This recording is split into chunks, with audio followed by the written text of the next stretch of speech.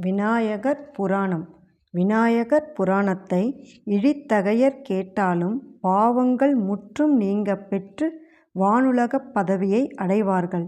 நல் வழியினர் கேட்டாலோ சுயம்புவான கணேசனின் திருவடி தாமரை நிழலை அடைவார்கள்.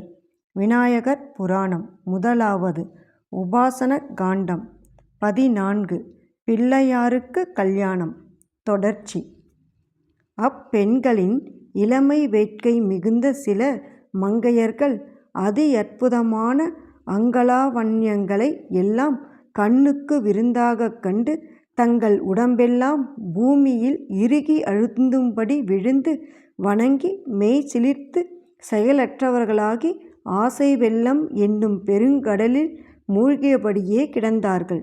அவ்வாறு மையலுற்று கிடக்கும் பெண்களில் ஒருத்தி சற்று சுய உணர்வு வரப்பெற்று எழுந்து, ஆகா, இந்த மாப்பிள்ளையைப் போல் ஆணழகர் இந்த அகிலத்தில் யார்தான் உண்டு என்று ஆசை வசப்பட்டு தென்றல் காற்றில் அசையும் பூங்கொடி போல் துவண்டபடி கூறினாள். அதைக் கேட்ட மற்றொருத்தி, அடியே, நான் கட்டித் தழுவ நினைத்திருக்கும் அந்த ஆணழகரை நீ அப்படி ஆசையோடு பார்த்தாயா என்று வெகுண்டு சீறினாள்.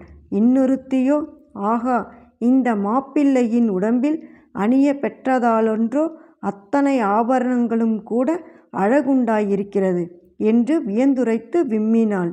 அதை கேட்டதும் அருகிலிருந்த மற்றொருத்தி சற்றென்று திரும்பிச் சீறி, அடியே, நீ உயிரோடு இருக்க விரும்பினால் அந்த ஆணழகரின் மீது கொண்ட நினைப்பை விட்டுவிடு. ஏனென்றால் உனக்கு முன்பே என் மனதை அவரிடம் தூது அனுப்பியிருக்கிறேன் என்று குமுறினாள்.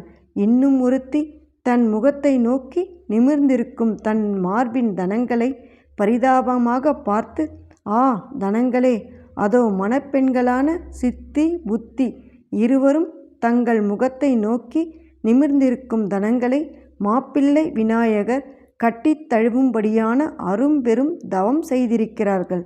அத்தனங்களைப் போல நீங்களும் வீணாக ஏன் என் முகத்தை நிமிர்ந்து பார்க்கிறீர்கள்?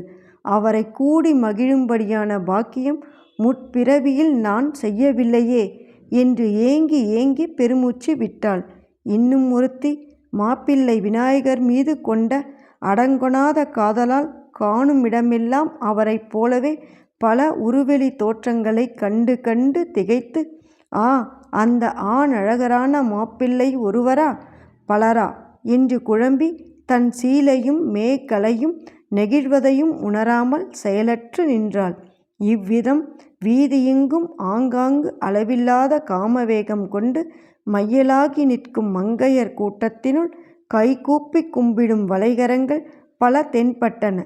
சில இளம் பெண்களின் கைகளில் அணிந்திருக்கும் வளைகளோ அந்த கட்டழகரை கட்டித் தழுவ முடியாத கைகளில் நாம் இருந்தும் தான் என்ன பயன் என்று சோர்ந்து கழன்று விழுந்தன. சில பெண்கள் கூந்தல்களோ தங்கள் உள்ளத்து வேட்கையை மாப்பிள்ளையாருக்கு உணர்த்த முயல்வது போல் அவிழ்ந்து தொங்கின. இவ்வாறு மாப்பிள்ளை ஊர்வலம் வரும்போது சில பூங்கோதைகள் ஆனந்த பரவசத்தில் கூத்தாடினார்கள். சில கலைச்செல்விகள் நுட்பம் தெரிந்து பாடினார்கள். சில அறிவயர்கள் குறிஞ்சி முதலான பண் இசைத்தார்கள். சில தெரிவயர்கள் தங்கள் கற்பனையில் கூடலும் புரிவதாக பாவனை செய்து கொண்டு தத்தளித்தார்கள்.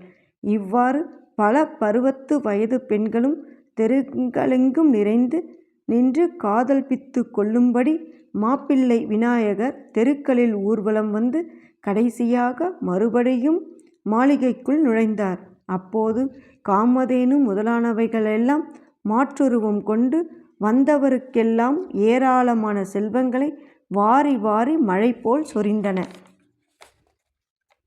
விநாயகரின் திருக்கல்யாண வைபவங்கள் அனைத்தும் நிறைவேறியதும் தேவர் முதலான விருந்தினர் எல்லாம் சிவபெருமானும் பார்வதியும் அமர்ந்திருக்கும் திருச்சபைக்குச் சென்று விழுந்து வணங்கி விடை பெற்று கொண்டு புத்திளம் மனைவிகளோடு பொலிவுற வீற்றிருக்கும் மாப்பிள்ளை விநாயகரிடம் சென்று அவரையும் பலமுறை போற்றி துதித்து பலவாறாகவும் விழுந்து வணங்கி கொண்டு அவருடைய திருவருளை பெற்றுக்கொண்டு அவரவர் இருப்பிடங்களுக்கு திரும்பிச் சென்றார்கள். அதன் பிறகு பரமசிவன் தன் கணத்தினர் புடைசூழ சித்தி புத்தி மணவாளரான கணேசரை அழைத்து கொண்டு கைலாயத்திற்கு திரும்பிச் சென்றார்.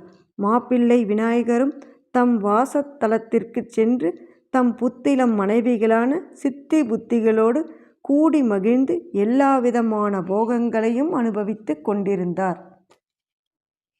விநாயகர் புராணத்தின் தொடர்ச்சியை தொடர்ந்து கேளுங்கள்.